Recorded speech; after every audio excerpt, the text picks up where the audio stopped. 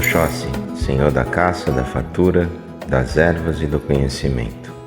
Conta a lenda que Ogum, orixá da guerra, irmão de Odé, cansado das responsabilidades todas para si, naquilo que dizia respeito ao sustento de sua aldeia e à proteção da mesma, decidiu que ensinaria o irmão a caçar e a prover por ela, e a partir daí sairia mundo afora em busca de novas conquistas.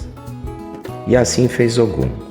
Chamou Odé e rumaram adentro de grandes florestas, ensinando-lhe vários segredos. Segredos, por exemplo, de como se caminha a favor do vento, de como se pisa de manso sobre as folhas e galhos, sem que com isso afugente a caça. E segredos sobre a pontaria, sobre o manuseio do ofá, espécie de arco e flecha presenteado por ele a seu irmão.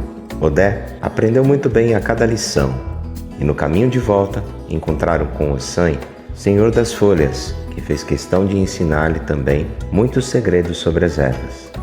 Missão cumprida, quase que de saída para suas conquistas futuras, e agora já despreocupado com o sustento da aldeia, afinal de contas Odé proveria tudo o que fosse necessário. Ogum foi chamado ao Orum à presença de Olodumare, que necessitava de seus serviços para terminar o encantamento dedicado ao orixá Oxum. Assim Ogum fez. Chegando na presença de Olodumare, curvou-se em saudação e reverência e aguardou que o mesmo se pronunciasse. Ogum, disse Olodumare, necessito de tuas habilidades com as armas. Nas terras do Ayê existe uma ave singular, da qual necessito para o término do encantamento 2 penas. Poderia trazê-las para mim? Ogum, com muito respeito, dirige-se a Olodumare e relata que pretendia sair em busca de novas conquistas e que por isso havia treinado seu irmão Odé para que se tornasse o caçador e provedor da aldeia. Sendo assim, ele mesmo o incumbiria de entrar nas matas do Ayê e de cumprir as necessidades de seu criador. Olodumare concordou, e assim Ogum fez, relatando a Odé tudo o que era necessário, que claro, sem titubear, partiu Macaia dentro em busca da ave. Odé procurou por dias e noites, até que numa manhã de sol, a poucos metros de si, avistara não uma, mas 2 aves. Odé então, lembrando-se de todas as lições ensinadas por Ogum, observou o vento e caminhou sorrateiro, esticando a corda de seu ofá e atirando sua flecha certeira, que acertou em cheio, em plena ameaça de voo, as 2 aves. Pronto, pensou ele, agora é voltar e encontrar com o Senhor da Criação, levando não apenas 2 penas, mas muitas penas. Acontece que o caminho de volta não foi nada fácil. Muita coisa aconteceu em seu percurso, desde tempestades terríveis, as quais teve que usar de seus conhecimentos e destreza para se proteger, até ataques de grandes feras com as quais travou muitas lutas. Foram dias e noites de muita luta por sobrevivência. E durante essas lutas, as aves acabaram sendo perdidas, restando, por incrível que pareça, apenas 2 exatas penas. Odé, quase que sem forças e imbuído da responsabilidade na guardia das penas que haviam restado, cansado e machucado, se arrasta até sua aldeia, deixando ali, para sustento de seu povo, uma das feras das quais havia se defendido, partindo em seguida para o Orum, para efetivar a entrega da encomenda a Olodumare. Chegando aos portões do reino do grande Criador, Odé percebe que estão sendo fechados e, na medida do possível, apressa-se em atravessá-lo, mas suas forças não foram suficientes, e apenas um de seus braços fica para o lado de dentro do portão. Comunicado do ocorrido, Olodumare pede a presença de Odé, mesmo que desacordado, o qual, ao voltar em si, coloca-se de joelhos, em pedidos de Maleme, ao grande Senhor da Criação. Dizia ele: desculpe-me, Senhor, foram muitos dias de buscas a fio, até que alvejei com meu ofá, não uma, mas 2 aves, da qual me pedistes. Entretanto, as batalhas de volta foram grandes, e acabei as perdendo, restando apenas 2 das muitas penas que eu tinha nas mãos. Olodumare, em gesto de compreensão, sacode a cabeça em sinal de positivo.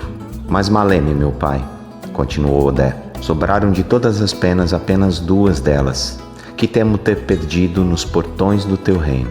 Então Olodumare, o grande criador de todos os orixás, se abaixa e na altura de Odé, ergue-lhe a cabeça e olhando nos olhos lhe diz: conseguiste sim atender aos meus pedidos, nobre caçador. As penas que trouxestes já foram utilizadas no encantamento de Oxum e tudo está sob controle. Quanto a você, meu filho, a partir de agora passará a ser chamado de Oxóssi, o grande caçador, o senhor das matas, aquele que provê o sustento material e espiritual, o senhor da fartura e do conhecimento. Oxóssi, meu filho, se chamará Oxóssi.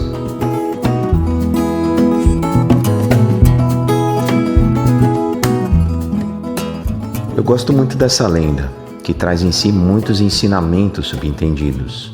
É importante sempre compreender quando falamos de orixás, de parentescos, de relacionamentos entre eles, que estamos falando de entrecruzamentos energéticos. Afinal de contas, os orixás são em realidade energias emanadas do Criador, e não pessoas como os santos da Igreja Católica que tiveram uma existência física. Os orixás não são santos, e talvez essa seja a grande desvantagem trazida pelo sincretismo. Oxóssi, por exemplo, não é São Sebastião, não é São Jorge. Oxóssi é orixá, é energia, e nada tem a ver com os santos. São Sebastião e São Jorge são sincretismos. Estes entrecruzamentos que eu vinha falando entre os orixás, ora são temporários, outrora se fundem, dando origem a uma terceira energia, ou seja, a um terceiro orixá. Vemos muito isso dentro das lendas quando nós citamos a união conjugal entre dois orixás. Aqui nesta lenda, por exemplo, eu mencionei que Oxóssi, enquanto divindade, pertence ao clã de Ogum. É irmão de Ogum, na verdade, do qual recebe o ensinamento e o treinamento para a caça. Oxóssi é chamado no início da lenda de Odé e é tido como rei de Queto, um dos 7 reinos originais estabelecidos pelos filhos de Odudua, segundo a mitologia do Império de Oió. Fisicamente, Queto é uma região da República do Benin, localizada na cidade de Quetou, local onde surge essa nação que dá origem no Brasil aos candomblés da Bahia. Por isso Odé, nos candomblés, é tido como rei de Queto. Oxóssi também é conhecido por Ibualama, lugarejo localizado na cidadezinha de Ilessa, cidade do estado de Osun, na Nigéria, onde passa o rio Erilé. Lá também existe uma divindade da caça, cultuada também aqui no Brasil, nos candomblés da Bahia. Ibualama, também conhecido principalmente em Cuba como Inlé. Odé, Oxóssi, Imbualama ou Inlé, nesta lenda torna-se sobre as graças de Olodumare, o Senhor Supremo, Criador de todos os orixás e de tudo que existe no Orum e no Oiê, o Senhor da caça, o Senhor da fartura e do sustento material e espiritual. Também nessa lenda podemos observar o encontro de Oxóssi com Ossan, o Senhor das folhas. Nela, Ossan ensina alguns segredos sobre as ervas e sobre o plano vegetal, dando a Oxóssi seu agô e outorga para que ele também possa utilizá-las. Por isso, dentro da Umbanda, Oxóssi é visto como o Senhor das folhas e das matas, enquanto Ossan é pouco conhecido dentro do panteão, o que não lhe tira em momento nenhum a tarimba de Senhor das folhas. Oxóssi, além de muitos títulos ganhos de Olodumare, também recebe o poder da expansão da consciência. Ou seja, é tido também, principalmente dentro da vertente da Umbanda Sagrada, como orixá do conhecimento. E eu acho que é isso. Bastante coisa, não é? Informações transmitidas através da simplicidade de uma lenda, para que compreendamos o poder e as características de uma divindade. Saravá Senhor Oxóssi, Saravá Umbanda Sagrada, Saravá Irmãos de Fé. Até mais.